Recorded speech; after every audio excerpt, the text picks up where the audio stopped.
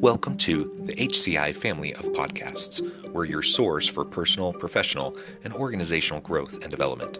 We share our own original research, explore industry trends, and interview executives and thought leaders from across the globe. Join us for practitioner-oriented content around all things leadership, HR, talent management, organizational development, and change management. Maximize your personal and organizational potential with the HCI family of podcasts.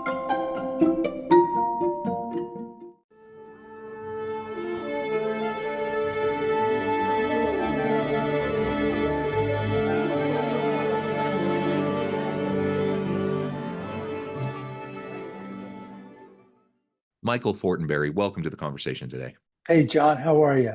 I am doing well. It's a pleasure to be with you. You're joining us from the New York City area. I'm south of Salt Lake City in Utah. And today we're going to be talking about the role of technology in driving sustainability and positive social impact in the construction industry.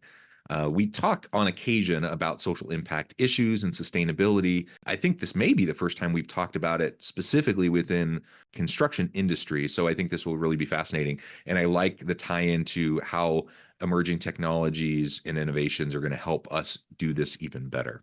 As we get started, I wanted to share Michael's bio with everybody. Michael Fortinberry is the co-founder and COO of Protiv, a trailblazing productivity program transforming project-based incentives. Based in New York City, Michael brings extensive business experience to his role. As the driving force behind Protiv, founded in October of 2021, Michael aims to reshape the hourly pay system. Protiv seamlessly connects production and compensation, incentivizing employees to enhance productivity and quality. This not only ensures fair compensation, but also significantly reduces labor costs for corporations. So I love everything that your company is all about. I love the angle that we're going to take the conversation today. Before we dive on into that conversation, anything else you would like to specifically highlight or talk about in terms of your background or Protiv before we dive on in? Thanks, John. I'm excited to talk about this because we view the human side of what we're building as central. And I think what we'll get into today is going to reflect our view that our people are the thing we need to invest into. And we're going to, we hope, reshape the way that they see the professionalism of their industry, the alignment with their company, the development of great company culture, and the building of efficiencies that allow us to all be more successful. Yeah, excellent. Well, maybe we can start there. You know, you're addressing with Protiv, you're trying to address a gap, you know, in some of the common challenges faced by construction companies. Maybe you can speak to that a little bit just as a foundational piece to this conversation around those challenges that companies are facing in managing labor, productivity, work culture, those sorts of things. And then we can dive on into the broader sustainability and social impact conversation.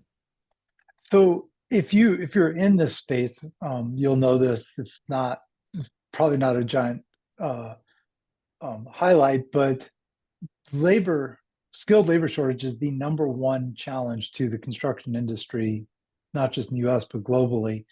And it is only projected to get worse, significantly worse by some measures. We have about a 750,000 worker shortage in skilled labor construction in the US now, expanding, and we have growing demand. So we have an increased need for construction. The world needs 13,000 new buildings every day. For perspective, and when you are, that's not fixing anything we already have. That's just building new stuff just to handle, you know, the new people, building homes, building businesses, hospitals, and schools. So we've got a problem on our hands. We have an aging workforce, not enough young people going into the trades, and so how do we solve that? Big problem. Yeah. And just like in many industries, this labor gap, this labor shortage and skills deficiency is a huge issue for most organizations across most industries. And it shouldn't surprise anyone that this is the case also within construction. And I have to say, as someone who worked in the construction industry earlier in my life, another lifetime ago, back, you know, as a young 18 to 22-year-old, kind of in that time range, yeah, it's hard work. I enjoyed it, but I was also happy when I was kind of done with that, moved on and did my college education and moved into other things. And I don't really have a desire to ever go back to doing that work. And I have the utmost respect for people who are in the industry who do that work, because it's hard and it's often thankless and it can be dangerous and all of those sorts of things. Um, Thoughts on like how do we utilize technology to start to fill that skills gap and the labor gap, Yeah. I broadly think you speaking? go up a level and also think back to when you're a teenager, or maybe listeners out there, you had an hourly job. You ever have an hourly paid job where someone, you're just paid by the hour? Yeah. Yeah. Did you get paid more if you did it better? Usually not. Yeah, it's the reality. If your hourly pay is a structure, it's an equation based on time. Right? It's a structure that is inherently flawed because it's time based only. Things like teamwork, communication, quality, safety, production, none of that is incumbent to the equation on how you get paid.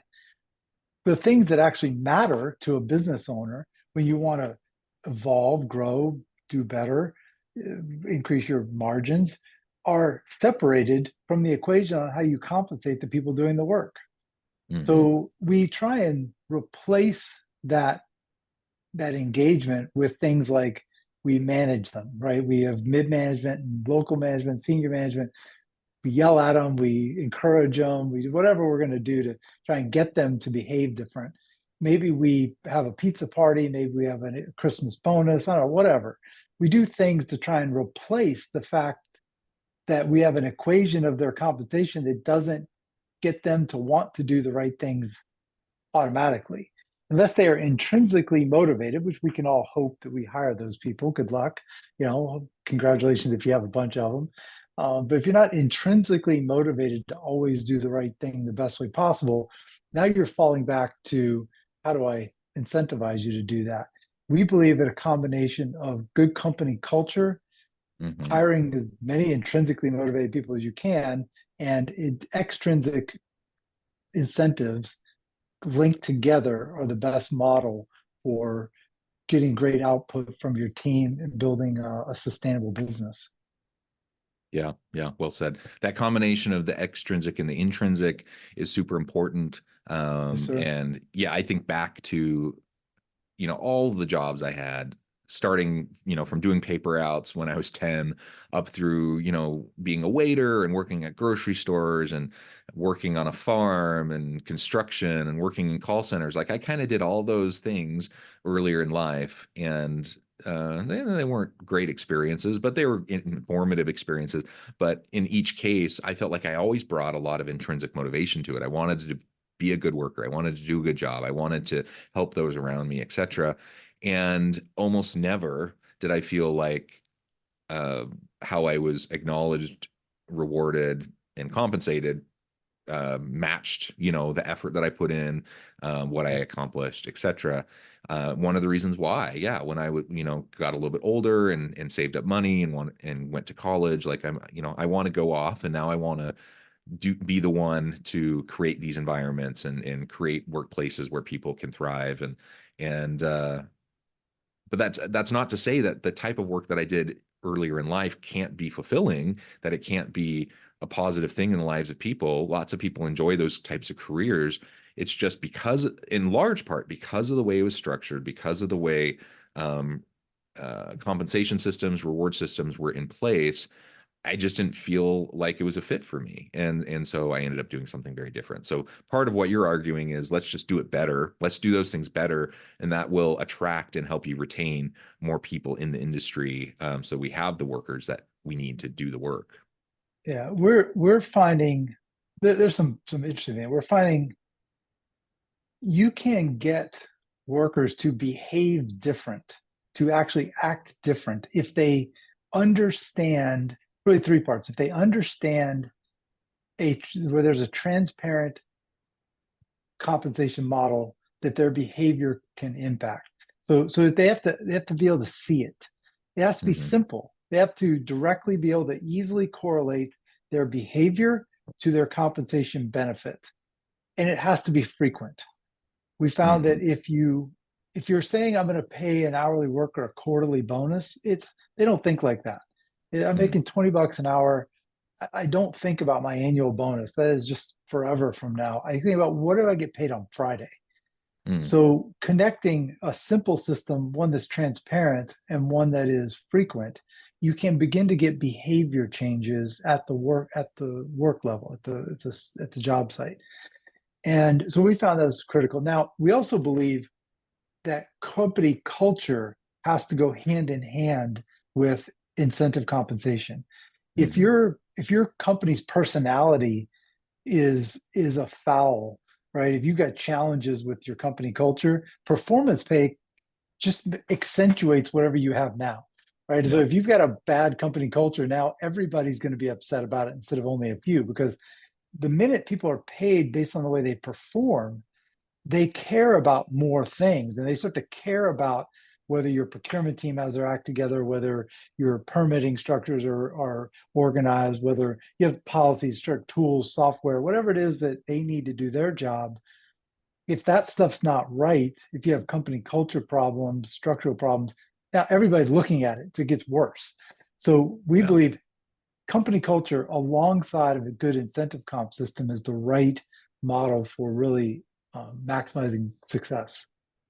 Yeah, yeah, I love it. Well said. Well, let's pivot now and talk more about the sustainability and positive social impact piece. And as I teased at the beginning of the episode, I want to connect this to the role of technology and how we're leveraging technology to be able to drive the sustainability and social impact practices. What are you seeing in the construction industry today? Yeah, so construction as a whole has just begun its journey into being a technologically kind of advanced trade industry, I guess you'd call it. There are a lot more dollars flowing into Mm, contact construction technology now than ever before. A hmm. lot of those resources are flowing into sustainable materials, safety, procurement structures, just building processes, building information management, AI, robotics. Hmm. We're making big strides, especially at the large construction kind of civil construction layers. We can build stadiums more efficiently than ever. We can build towers more efficiently than ever. Hmm. Those things are getting better, but interesting, we're actually slower or at least no faster at building things today than we were in the 1970s. So Hmm. construction productivity is still effectively flat. Now, some of that is because we're using better environmental Right.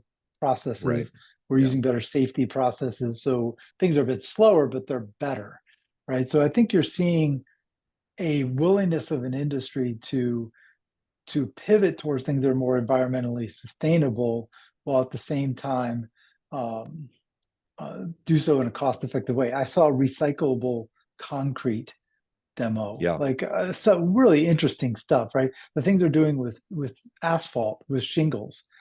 Shingles make up a huge portion of our landfills, and Mm. recycling shingles now to go back into asphalt for roads. Amazing technology. So there's really innovative tech that's being used at the manufacturing levels, at the software levels to ensure that the right materials are delivered at the right time to the right job site when it's needed, on time material delivery, much more efficient. I'll give you one that's really cool. It may seem simple, but it's just great. Fill, the simple function of I have dirt or some type of fill, and I have either too much of it or not enough of it. And that is the nature of construction projects everywhere. You always say, I need to move this dirt somewhere else, I'm digging a hole, or I need Yeah. to fill this in so I can make something flat. The funny part is that's extremely inefficient, yet there's technology now that is helping connect contractors to each other, to where if you Uh-huh. have it and I need it, we are now connected through networks online, so I can move it around more cost effectively over shorter distances. Because if I have to truck hundreds of yards of fill from one place a long way away, that's very expensive. But wow, I found out that Bob down the road has got the reverse problem I do. And now we can connect. That reduces trucks on the road, it reduces cost, it reduces pollution. There's so many Yeah. benefits to being efficient at those things, and our industry is making huge strides. Our small role here at Protiv is to find a way to get jobs done more efficiently. We know we don't have enough people, so we're using our incentive compensation software to get more productivity from the teams in the field by aligning incentives to KPIs. And that's what we're, our role in seeing worker wages go up, helping them take care of their families, building culture like that is our small contribution to this puzzle. Yeah, excellent. And you just highlighted several different pieces of sustainability to drive a broader social impact. And there's lots of different ways of thinking about social impact or sustainability. Now, obviously, we want environmental sustainability. We want to recycle as much as feasible, reduce waste. But we also want sustainable, positive work environments for people or human Yes, beings, yes. right? And so that's partially what you're also describing. I want to talk a little bit more about that in just a moment, but maybe you highlighted some of the types of technologies around recycling, connecting workers and different contractors so they can utilize each other's fill, et cetera. Yeah. I'm also curious, just because I've watched, just like YouTube videos or whatever, it's just interesting. Like you've seen those videos of like 3D printed buildings and Yep. things like that. Like I'm wondering how much of that is just, kind of PR, like just kind of fun to No, it's look at real. versus how It's much of it real. is actually really happening in scalable ways. Yeah, it would surprise you. I guarantee you have seen a building that was built off-site in pieces and brought in Mm, and put up, and you just didn't know it because it looks like any other building. We mhm, worked on a project just north of New York City recently, built a 9-story apartment building, and every piece of that building, all the units themselves for those apartments were built somewhere else, and they were brought in cubes. It was basically a mm, concrete cube and it got lifted up and set in place. All the pipes and wiring, everything were built in already. So it's like plugging in Legos almost. You're just yeah. plugging in the parts. It's a little bit more complicated than that, but functionally what we did was we assembled a 9-story building with parts that were built somewhere else, that came in and got stacked up. That project, I believe, went from permit to certificate of occupancy in 9 months. That's Wow. unheard of in New York City, especially, to be able to erect a tower that quickly, not a giant tower, but it's big enough, garage, parking, common areas, lobby, up, painted, ready to be occupied. That is really, really impressive. And what you get from that is this type of efficiency that benefits so many parts of the ecosystem, from the impact on the labor force, the impact on the economy, the impact on sustainability issues, right? I've got this less trucks, less time, less money involved, less pollution. It's just all better, it's just more efficient. So we keep chipping away at this. Sometimes we put a battery on something that had a gas engine and we declare that we're saving the planet. Sometimes we Sure. simply use less of something than we used to have to use, and that makes the planet better too, whether that's labor, diesel fuel, whatever. Number of copper wires we have to put in, the amount of plastic that goes into something. So a lot of impacts that are better all the time. International Builder Show was just full of really innovative products this year that Hmm. just more efficient, just getting better. Yeah, you mentioned the kind of the Lego approach to pre-built sections, putting them together into buildings.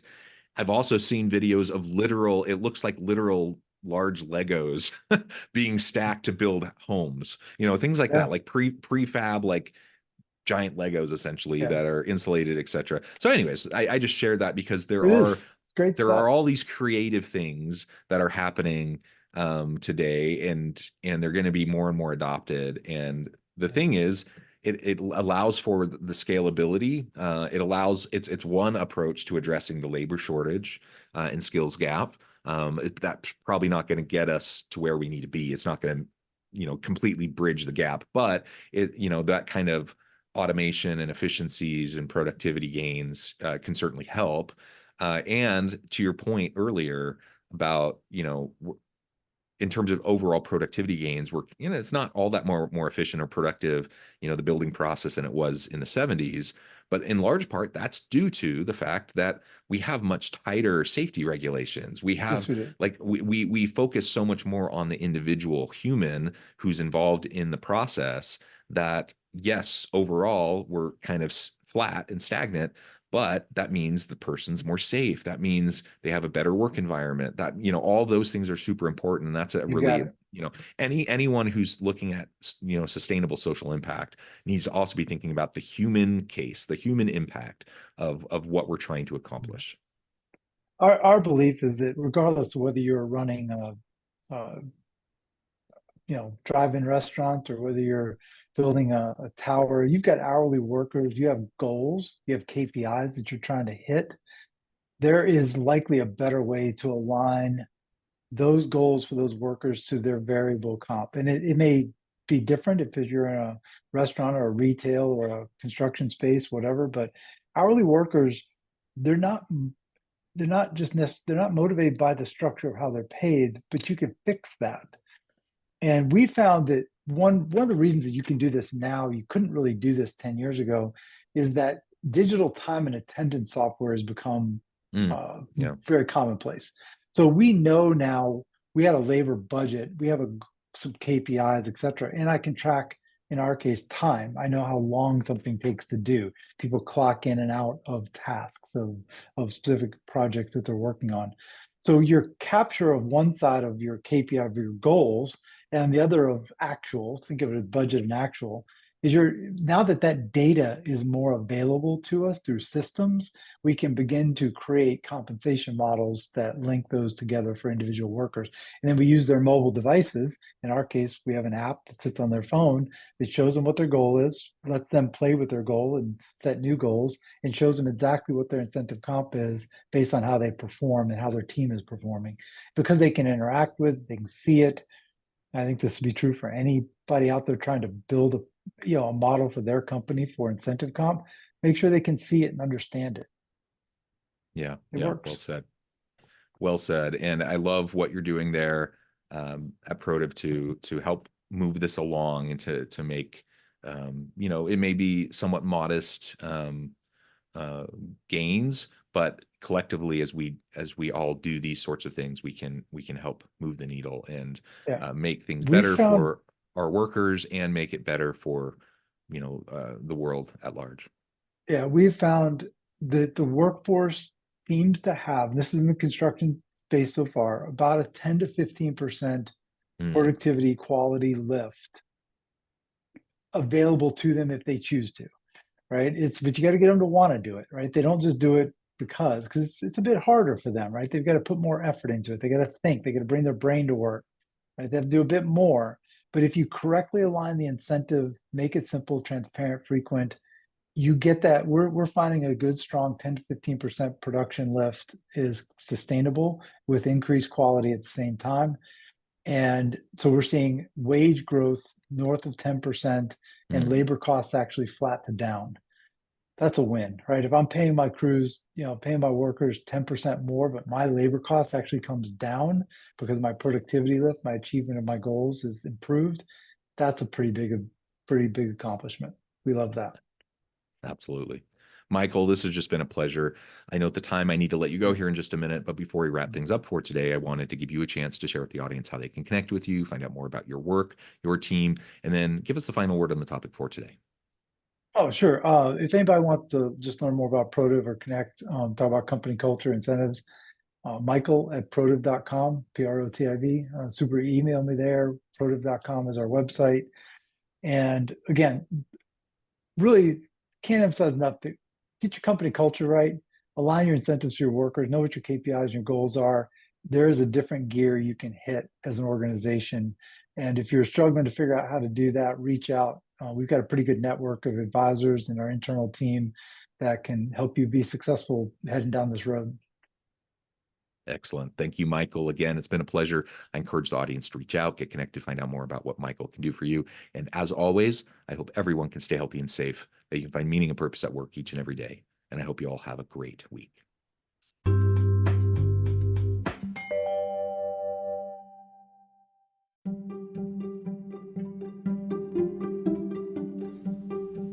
Thanks for joining us for this episode of the podcast. We hope you stay healthy and safe, and please join us again soon.